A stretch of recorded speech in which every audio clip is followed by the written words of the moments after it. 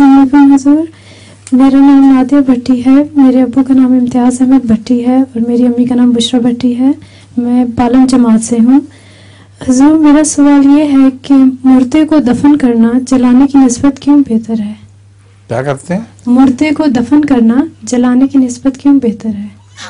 مردے کو دفن کرنا اس کے جلانے کی نسبت کیوں بہتر سمجھا جاتا ہے؟ یہ تو انبیاء کا سب جگہ یہی طریقہ رہا ہے کہ مردوں کو دفن کرتے ہیں، اور جلانے کا جو مسئلہ ہے وہ یہ ہے کہ اس کو جلانے کا عذاب نہیں دینا چاہیے. جہنم میں بھی انسان جلایا جائے گا تو مردے کو جلانا ایک بدشگونی ہے. ہندوؤں میں جو رسم آئی ہے جلانے کی وہ ابتدا سے نہیں ہے.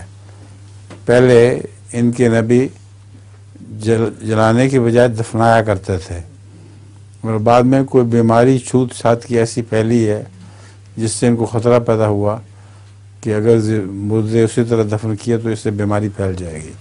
پھر انہوں نے جلانا شروع کر دیا. لطیفہ کیا ہے؟ کمرہ امتحان میں ایگزامینر نے 2 لڑکوں کو آپس میں بات کرتے دیکھا.